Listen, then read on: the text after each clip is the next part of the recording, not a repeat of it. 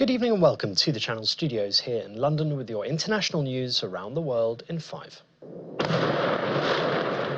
The US President Donald Trump says we're looking at better than a ceasefire between Israel and Iran after warning people earlier to evacuate Tehran. Okay, see you on the plane. Thank you very much. Mr. Trump made the comments after his early departure from the G7 in Canada. We're looking for better than a ceasefire. What specifically is better than a ceasefire? What are you looking for here? An end.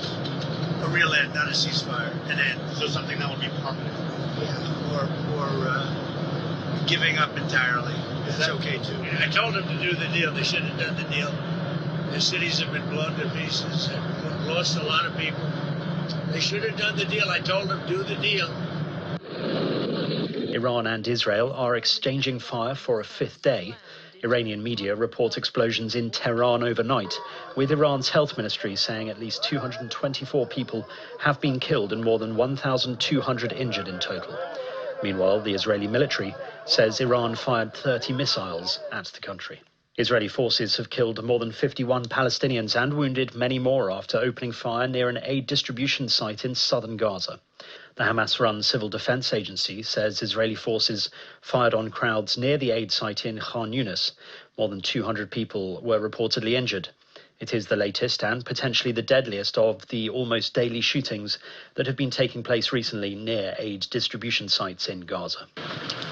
Okay, thank you very much. A deal removing some trade barriers between the UK and the US has been signed off by President Trump. Announced at the G7 in Canada, the move will bring into force parts of an agreement agreed between the two countries last month and reduce tariffs on UK cars being shipped to the US. It comes after weeks of talks to implement parts of the pact, which the UK government hopes will shield British businesses from the impact of Mr. Trump's tariffs. But the deal includes a 10% levy on most UK goods, including cars, and did not address the expected removal of charges on steel imports. The level of enthusiasm is very good, but the relationship that we have is fantastic. So I just want to congratulate you.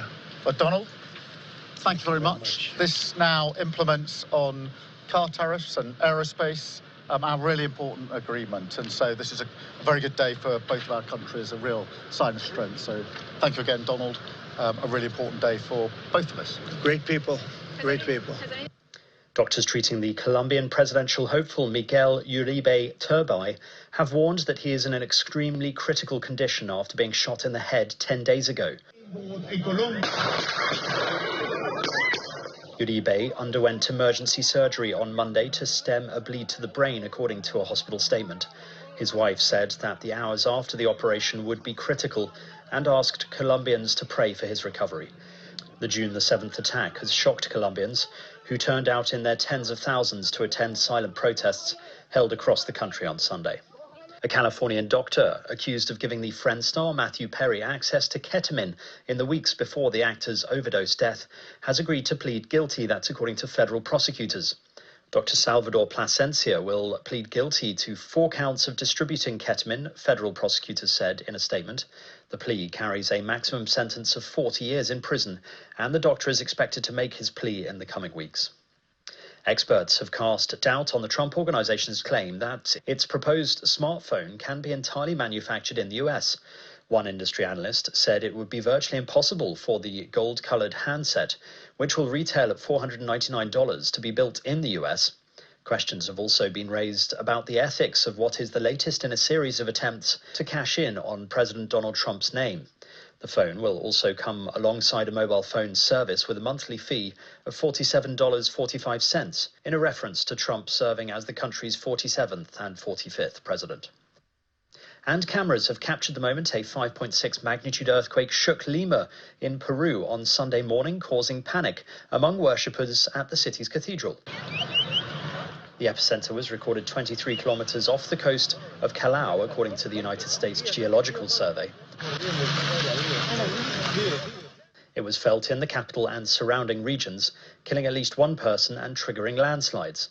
President Dina Boluarte urged for calm from citizens, noting that the earthquake did not generate a tsunami threat. And that's your international news around the world in 5. Now back to the Channel Studios in Lagos.